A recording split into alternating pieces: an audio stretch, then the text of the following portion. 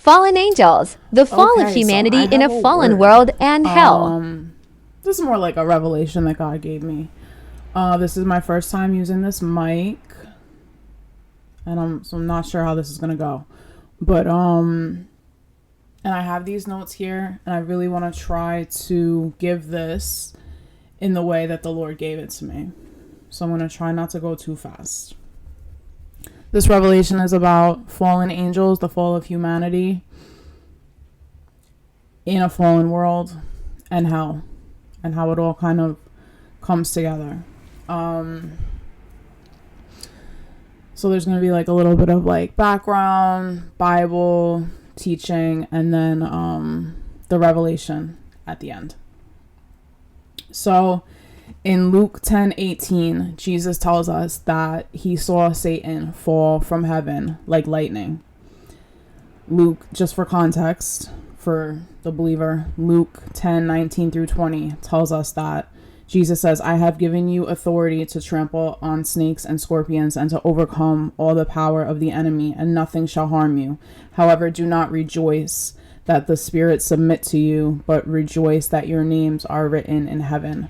That doesn't really have anything to do with the revelation I'm talking about. I just thought that it was important for believers to be reminded of that we do have authority over the demonic forces in the world. So in Ezekiel 28:17, it says, this is about the devil. It says, your heart was proud and arrogant because of your beauty. You destroyed your wisdom for the sake of your splendor. I cast you to the ground. I lay you before kings that they may look at you. So again, this is talking about how the devil was cast out of heaven to the earth. Revelation 12:4 says, his tail swept down a third of the stars of heaven and threw them to the earth. So this is about the fallen angels that went with the devil when he was cast down from heaven. Then the dragon stood before the woman who was about to bear a child, so that he might devour her child as soon as it was born. So the child is Jesus, of course, and the woman is symbolic of Israel and how Jesus was sent to save humanity, God's chosen people. But then, that was also, salvation was also extended to the Gentiles. It wasn't just Israel after that. So these are the fallen angels and demons, the third of them that were cast down from heaven with the devil. So in Hebrews 1:14, it says that angels are only servants. They are spirits sent to care for the people who will inherit salvation. And the fallen angels did not want to serve God's creation. They believed that the devil could be greater than God, and they wanted to serve him instead. So the devil's a created being. He was never equal to God. He was never equivalent to God. The angels are created beings, all lower than God. And it says in Ezekiel 28:13 that the devil was in the Garden of Eden before evil entered his heart. So once evil entered his heart and he was cast down from heaven, he became the serpent. So the form of a serpent when he tempted Eve. So that brings us to Genesis 3, where the devil has now been cast down to the earth and he tempts Eve to sin the same way that he did. He tells her that she will be like God if she eats the fruit that God told her not to eat. So she eats, and sin causes humanity to enter into a fallen state. We are all born into this curse, and we have a sinful nature. And the trials and the suffering that we deal with in the fallen world come with us.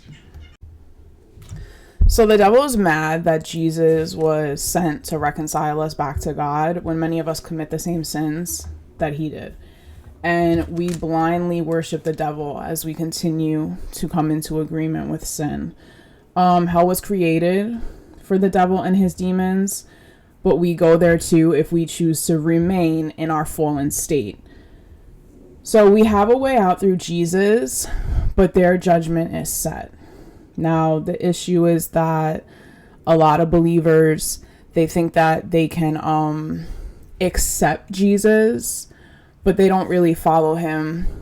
They don't really obey him. Some of us believe that we'll always be sinners, but according to the Bible, that's not true, because Romans says that we were once slaves to sin, but now we are slaves to righteousness. That's the whole point of being born again, that we have to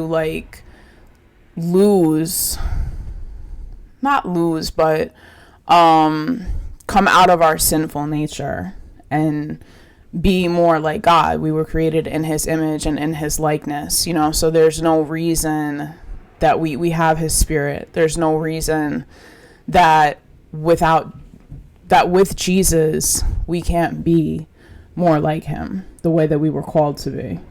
So remaining in our fallen state and choosing our flesh and our sinful nature is the same as turning our back on God, the same way the devil and the fallen angels did. So I forgot to say this when I started the video, but the word was fallen or fall that we were supposed to be focused on here with this revelation. So it was the fallen angels first, the angels that fell from heaven. Then it was the fall of humanity with Adam and Eve in the garden. And now we have the fallen world that we live in. But we don't have to conform to the ways of the world. Romans 12:2 says us to renew our mind, to not conform to the ways of the world, to the opinions and cultures of man. And I think that's one of the hardest things. That's something that I also struggle with. And if the devil can have your mind, he can have all of you. So I was reminded of the scripture that says, come out from among them, to be a separate, to not touch the unclean thing, and I will receive you. That's 2 Corinthians 6:17. Come out from among them means to come out of the world. So really, I was thinking about, when this revelation came to me, I was thinking about, people that say it's not fair that a loving God would send us to hell. And while I understand,